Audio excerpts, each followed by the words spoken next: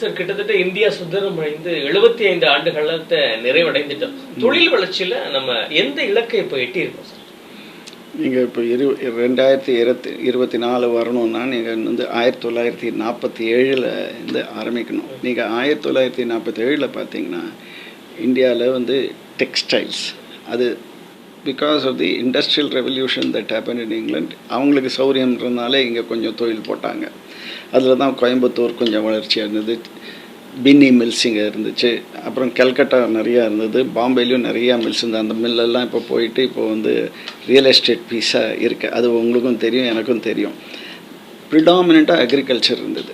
அதனால தான் மகாத்மா காந்தி சொன்னார் India lives in its villages அப்படின்னு. Because that was the major source to the ஜிடிபின்ற மாதிரி. அப்போ இன்ஃப்ராஸ்ட்ரக்சர் கிடையாது உங்களுக்கு. நாங்களாம் வந்து நான் 1955 பிறந்தேன். ஆனால் 60லேருந்து கொஞ்சம் ட்ராவல் பண்ணிட்டு ரோட்டில் போனதெல்லாம் இருக்குது. அந்த ரோடுக்கும் இப்போ இருக்கிற ரோடுக்கும் கம்பேரிசனே கிடையாது. அப்போ புவர் இன்ஃப்ராஸ்ட்ரக்சர், பவர் இருக்காது. நான் ஸ்கூல் படிக்கிறதவே வந்து அடிக்கடி பவர் போகும். நாங்கள் வந்து அந்த பெட்ரோமேக்ஸ் லைட்லாம் வச்சுருப்போம். India's position then was week on infrastructure, poor on labour. ஏன்னா லேபருக்கெலாம் ஸ்கில் கிடையாது. அண்ட் அந்த சமயத்தில் நிறைய இன்ஜினியர்ஸு டெக்னாலஜி புரிஞ்சவங்களும் கிடையாது. இது மாதிரி சுச்சுவேஷனில் நம்ம அப்போ இருந்தோம் 1947. அங்கேருந்து இப்போ 2024 பார்த்தீங்கன்னாக்க the story of India from 47 to 24 நீங்கள் வந்து 2 இதில் ஸ்பெக்ட்ரமில் பார்க்கணும். ஒன்று 1947 to 1984, அப்புறம் 1984. In fact I will say 3 spectrums. 1984 to 91, அப்புறம் 91 to 24. 1984 ஜாஸ்தி வித்தியாசம் கிடையாது, நிறைய முன்னேறி இருந்தோம். ஆனால் பை தென் ஐஐடிஸ் வந்திருந்து நிறையா விவர் ப்ரொடியூசிங் என்ஜினியர்ஸ். அந்த என்ஜினியர்ஸ்லாம் வெளிநாட்டிலையும் போய் நிறையா இது பண்ணாங்க. பட் அதனால பெனிஃபிட் நமக்கு இருந்தது. இங்கேயும் நிறையா ஃபேக்ட்ரிஸ் வந்தது. பிஹெச்எல் போல் பெரிய பெரிய ஃபேக்ட்ரி வந்தது. பிலாய் ஸ்டீல் பிளான்ட் போனது லார்ஜஸ்ட் ஸ்டீல் பிளான்ட்ஸ் வந்தது. இது மாதிரி டெக்ஸ்டைல், இன்ஜினியரிங் எல்லாத்துலேயும் வளர்ச்சி அடைந்தோம். பட் அந்த வளர்ச்சி பத்தலை. 1984 என்ன ஆச்சுன்னா இந்தியா வந்து டெக்னாலஜியை ஃபோக்கஸ் பண்ண ஆரம்பிச்சது. டெலிகாம் வந்தது.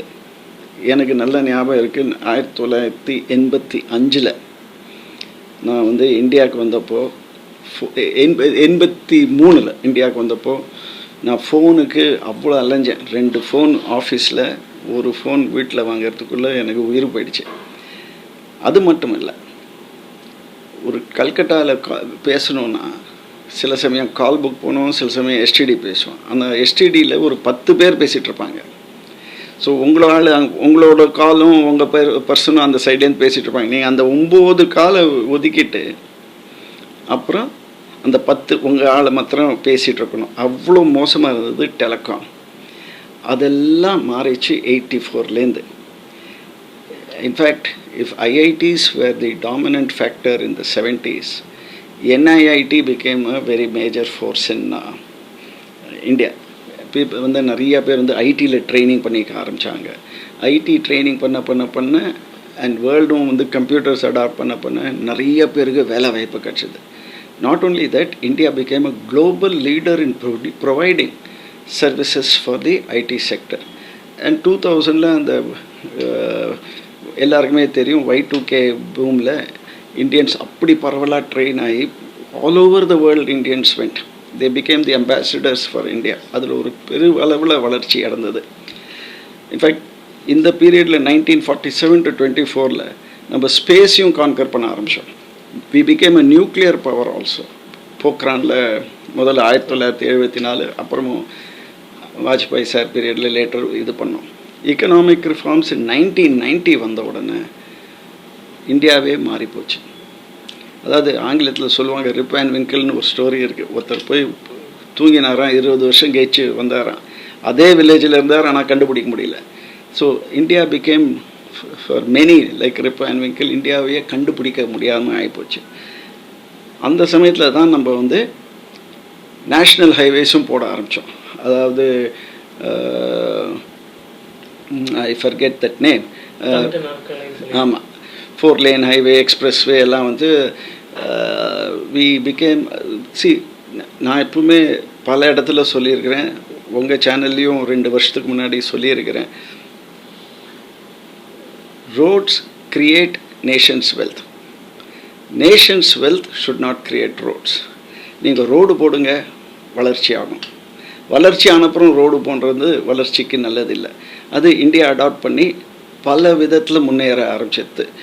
இன்ஃபேக்ட் ஃப்ரம் அக்ரேரியன் எக்கானமிலேருந்து இட் பிகேம் அ பல திசையில் பரவி it became a multi diversified economy by 2024. ஆனால் முக்கியமாக சொல்லப்போனால் 84 and 91 transformations are the most important thing. இப்போ இன்றைக்கி வந்து India is one of the major service provider in IT. India IT companies அப்போ தான் வந்து 1990க்கு அப்புறம் தான் வந்து இந்த டிசிஎஸ், இன்ஃபோசிஸ், விப்ரோ அதெல்லாம் வந்து we started producing global companies. இது மாதிரி சில ஐடி ஸ்பேஸில் தான் நீங்கள் வந்து சொன்னாக்க உலக அளவில் இந்தியன் கம்பெனி வந்து பேர் எல்லாருக்கும் தெரியும். இன்றைக்கி நீங்கள் பார்த்தீங்கன்னா ஆஸ்திரேலியன் ஓப்பனில் பார்த்தீங்கன்னாக்க, ஃப்ரெஞ்ச் ஓப்பனில் பார்த்தீங்கன்னா இந்தியன் கம்பெனிஸ் ஆர் ஸ்பான்சரிங். இது வந்து 1947 நினைத்து பார்த்துருக்க முடியாது, 1991 நினைத்து பார்க்க முடியாது. ஆனால் 2024 அது ஆய்கொண்டு இருக்கின்றது. ஸோ அதனால் India's growth has been phenomenal. And ஃப்யூச்சரில் என்ன ஆகும்னு நீங்கள் கேட்டிங்கன்னா, அப்டல் 24 சுருக்கம் முடிஞ்சிடும். நீங்கள் அடுத்த வருஷம் independence is exactly 365 days away. So நீங்கள் அப்படி பார்த்தீங்கன்னா India is பாய்ஸ்ட் for major growth, not only in the services sector but manufacturing hub also. கரெக்டாக முடிவெடுத்து கரெக்டாக சப்போர்ட் பண்ணி, அன்றைக்கி நான் ஒருத்தர்கிட்ட சொல்லிகிட்டு இருந்தேன், நெக்ஸ்ட்டு 5 years உலகத்துக்கே வந்து ஒரு சேலஞ்சிங் பீரியட். ஏன்னா நீங்கள் பார்த்தீங்கன்னா சைனாவில் எக்ஸஸ் கெப்பாசிட்டி இருக்குது, அவங்க எக்கானமி நல்லா இல்லை. யூரோப் எந்த நிலையில் இருக்குன்னு யாராலையும் சொல்ல முடியல. இன்ஃபேக்ட் அன்றைக்கி ஒரு ஆங்கில சேனலில் பார்த்தேன், அவங்க சொன்னாங்க Europe is in the cutter அப்படின்னாங்க. அவ்வளோ தாழ்வாக பேசினாங்க.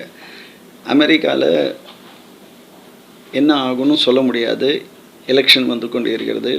American economy is also moving towards protectionism. அது மாதிரி ஆச்சுன்னா என்ன ஆகும்? India will become the dumping ground. உலகத்தில் ப்ரொடியூஸ் பண்ணுற அத்தனையும் நம்மகிட்ட கொண்டு வருவாங்க. நம்ம ஊரில் இருக்கிற ப்ரொடியூஸ் பண்ணுற பொருள்லாம் இங்கே விற்காது. ஸோ எப்போ இது கெப்பாசிட்டி எக்ஸ்பேன்ஷன் எப்போ ஆகும்? Capacity expansion will happen only when இங்கே ப்ரொடியூஸ் பண்ணுற கெப்பாசிட்டி முடிஞ்ச உடனே. அதுக்கப்புறம் தான் நீங்கள் ரீஇன்வெஸ்ட் பண்ணுவீங்க. ஆனால் உலகத்துலேருந்து அது வந்துகிட்டே இருந்ததுன்னா அந்த பொருள், நீங்கள் ஒரு உதாரணத்துக்கு எடுத்துக்கிறேன், டூத் பேஸ்ட் இருக்குதுன்னு வச்சுக்கோங்க. இந்தியாவில் 100 டூத் பேஸ்ட் ப்ரொடியூஸ் பண்ணுறீங்கன்னு வச்சுக்கோங்க. பட் உங்களுக்கு தேவை 85ன்னு வச்சுக்கோங்க. உலகத்தில் அவன் ஒரு 100 டூத் பேஸ்ட் ப்ரொடியூஸ் பண்ணுறான்னு வச்சுக்கோங்க. அவங்களால விற்க முடியலன்னா என்ன பண்ணுவான்? இந்தியாவில் 100 நல்ல பெரிய மார்க்கெட்டு, இங்கே கொண்டு அத்தனை டூத் பேஸ்ட்டையும் இறக்கிடலாம். அதனால தான் இந்த வேர்ல்டு வந்து ஃப்ரீயாக இருந்த எக்கானமி இனிமேட்டு ரெஸ்ட்ரிக்ட் பண்ணிகிட்டே இருப்பாங்க. Protectionism is a likely thread for India and Indians. அது மாதிரி ஆச்சுன்னா நீங்கள் என்ன பண்ணணும்? Stitch in time saves time ஆங்கிலத்தில் சொல்லுவாங்க. தக்க நேரத்தில் ஒரு முடிவு எடுக்கணும்னு ஒரு ப்ரொடெக்ஷனிசம் நம்மளும் கொண்டு வரணும். நம்ம உற்பத்தியை நம்ம பாதுகாக்கணும். நம்ம உற்பத்தியை முதல்ல நம்ம ஊரில் விற்கணும். எதுக்கு வந்து கால்கேட் டூத் பேஸ்ட் வெளியூர்லேருந்து வந்து இங்கே வாங்கணும்? நம்மளே ப்ரொடியூஸ் பண்ணுறோம், நம்ம பேஸ்ட்டே இங்கே போட்டுக்கலாம். ஸோ அதனால் we need to see tariff barriers will come in the US. நம்மளும் ப்ரொடெக்ட் பண்ணுறதுக்கு எடுக்கணும். இதெல்லாம் எடுத்தாக்க நெக்ஸ்ட்டு 5-10 yearsல India can grow at 7.5%. we will become a super power, major economic power. இதில் என்னெல்லாம் வந்து நம்மளை தடுக்கி விடும்? ஒன்று, வேர்ல்டு எக்கானமி. எனக்கு நீங்கள் எதுக்கு உற்பத்தி பண்ணுறீங்க? ஜனங்க கன்சியூம் பண்ணுறதுக்கு. வேர்ல்டு பாப்புலேஷன் டெமோக்ராஃபி குறைஞ்சிட்டே வருது, அது ஒரு challenge. So you can produce the same for less number of people, அது ஒரு பிரச்சனை. செகண்ட் வந்து இந்த க்ரீன் ஹவுஸ் கேஸஸ்ன்றாங்க. என்வாயரன்மெண்ட்டை ப்ரொடெக்ட் பண்ணுறதுக்கு நீங்கள் வந்து என்ன நடவடிக்கை எடுக்கிறீங்க?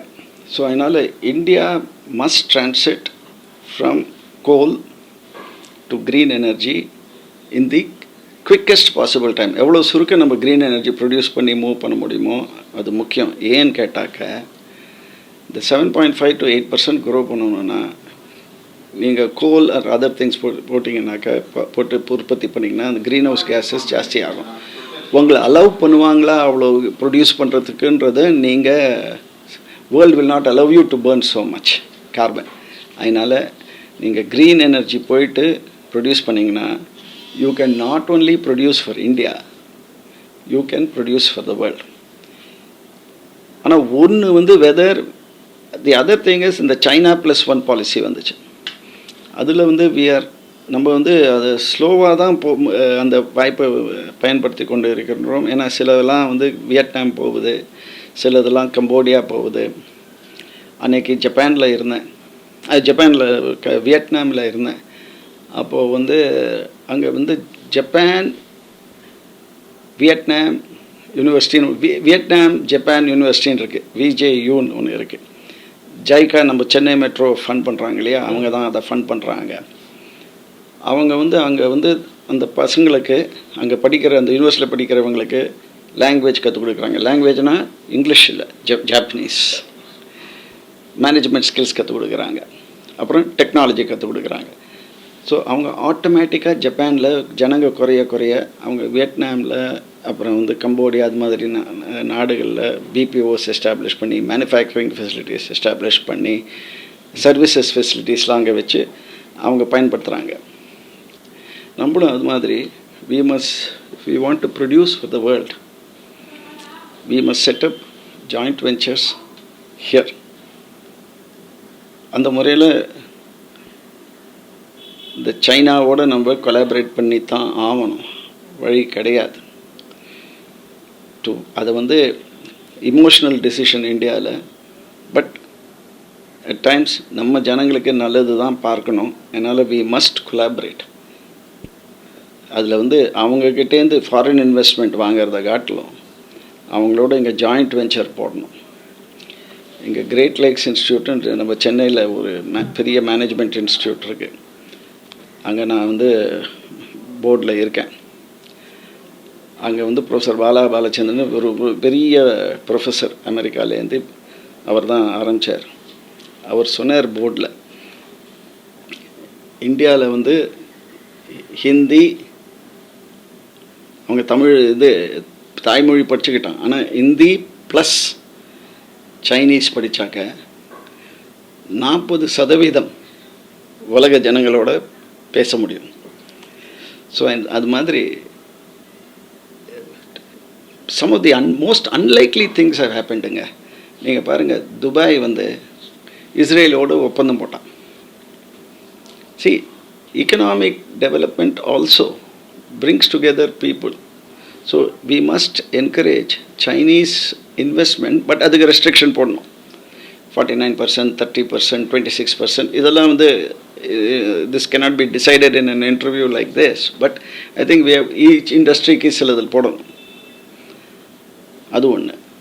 ரெண்டாவது, இங்கேருந்து 6 கிலோமீட்டரில் IIT இருக்குது, ரிசர்ச் பார்க் இருக்குது. அதில் பல பிரில்லியன்ட் ஸ்டூடெண்ட்ஸ் ஐடியா வச்சு ஸ்டார்ட் பண்ணுறாங்க. அந்த ரிசர்ச் பார்க்கில் இருக்கிற கம்பெனி வேல்யூவேஷன் நீங்கள் எடுத்தீங்கன்னா $5 பில்லியன் வேல்யூவேஷன். யாருக்கும் தெரியாது. நீங்களே ஒரு நாளைக்கு போய் அங்கே பார்த்து ஒரு ஃபுல் ப்ரோக்ராம் போட்டிங்கன்னா ரொம்ப ஆச்சரியப்படுவீங்க. வியக்கத்தக்க ஒரு செய்தி. $5 பில்லியன் இது வேல்யூவேஷன் ஒரு பில்டிங்கில் இருக்குன்னா அது IIT ரிசர்ச் பார்க்கில் இருக்கு. ஏன் அது வந்து நம்ம 50 பில்லியன் ஆகக்கூடாது? அதுக்கு என்ன பண்ணணும்? ஸோ இது மாதிரி பண்ணாக்க நம்ம வந்து சிலிக்கன் வேலி ஆஃப் த ஈஸ்ட்னு ஆயிட்டோன்னு நம்ம சொல்லிக்கிறோம். பெங்களூர்லாம் ஆயிடுச்சு அப்படின்னு சொல்லிக்கிறோம். நான் என்ன சொல்கிறேன், டீப் டெக் இது மாதிரி இனோவேஷனில் இன்வெஸ்ட் பண்ணிங்கன்னா you will become the silicon valley of the world. So அதுக்கு ஒரு ஸ்ட்ரக்சர்டு பாலிசி வேணும். அதுக்கு என்ன பண்ணணுன்னா, ஃபெயில் ஆகுங்க சில company. we must be proud of those failures. Failures must be respected. We must appreciate failure. We must support failure. நீங்கள் அதை பார்த்தீங்கன்னா அவங்களுக்கு சப்போர்ட் பண்ணிங்கன்னா, அது மாதிரி ஐஐடி மாத்திரம் இல்லை, நிறைய இன்ஸ்டிடியூட்ஸ் இந்தியாவில் இருக்குது. நமக்கு தெரிஞ்சது அதை பற்றி என்னால் சொல்கிறேன், நம்ம ஊர்லேயே இருக்கிறதுனால நான் சுட்டி காட்டுகிறேன். நீங்கள் அதை பார்த்தீங்கன்னா ஒரு 500 கோடி அதுக்காக ஒதுக்கினீங்கனாக்க ரிசர்வ் பேங்க் பேலன்ஸ் ஷீட்டு 100 லட்சம் கோடி, 89 லட்சம் கோடியோ 100 லட்சம் கோடியோ அது இருக்கட்டும், கிவ் ஆர் டேக் பரவாயில்ல. அதில் 500 கோடி லாஸ் ஆச்சுன்னா என்னங்க ஆகும்? இந்தியா மூழ்கிடுமா? ஸோ அதனால தான் நான் சொல்கிறேன், இது மாதிரி ஒரு இன்னோவேட்டிவ் ஸ்கீம் எடுத்து இதில் என்ன ஆகும், இன்றைக்கி உனக்கு 3 கோடி கொடுத்தேன், கம்பெனி ஃபெயில் ஆயிடுச்சு, யார் கொடுத்தாங்க லோன், இப்படி பார்த்தா நடக்காது. So we must have a very scientific, very flexible policy for supporting innovation and research. இந்தியாவில் இன்றைக்கி வந்து இவ்வளோ பேர் இருக்கிறதுக்கு நம்ம R&D இன்வெஸ்ட்மெண்ட் இது ரொம்ப கம்மியாக இருக்குங்க. நீங்கள் மாத்திரம் அது வந்து வீட்டில் என்ன பண்ணுவாங்க, ஏதாவது ஒன்று பையனுக்கு அடுத்த மாதம் ஃபீஸ் கட்டணுன்னா இன்னிலேருந்தே சேவ் பண்ணுவாங்க. அது மாதிரி எங்கள் அம்மா சொல்லுவாங்க, வயிற்றை இறுக்கி கட்டிக்கணும் அப்படின்பாங்க. கட்டிட்டு நீங்கள் வந்து ஒரு 5-6 வருஷம் ஸ்பெண்ட் பண்ணிங்கன்னா ரிசர்ச் இதில் அது சக்சீட் ஆகி அதுவே ஃபீடு பண்ண ஆரம்பிச்சிடும். ஒரு 5-6 years we have to support research. India வந்து will become a major power in the world, surpassing even the United States if we concentrate on technology, research and produce products for the world. இப்போ எந்த இடத்துல இருக்கோம் sir நம்ம தொழில் வளர்ச்சியில்? எந்த இடத்துல நம்ம இப்போ இருக்கோம்னு சொல்லிட்டு இப்போ 5 இடம், 5வது இடம், 3வது இடத்துக்கு முன்னேறோம் அப்படின்ட்டு. அதை காட்டிலும் 5, 3, 10, 15 makes no difference. What makes the difference is per capita. Per capita நம்ம வந்து ரொம்ப கம்மியாக இருக்கும். அதனால தான் நம்ம வந்து ப்ரொடக்டிவிட்டி இன்க்ரீஸ் பண்ணணும்.